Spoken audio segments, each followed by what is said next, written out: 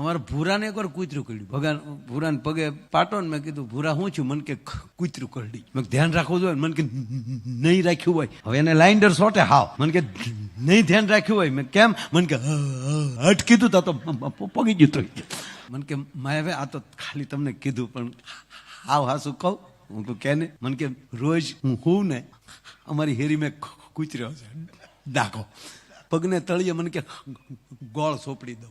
રાચે વાડીએ કામ કરીને આવ્યો, વાળું કરી અને પછી હું તો થાકેલો બહુ હોઉં.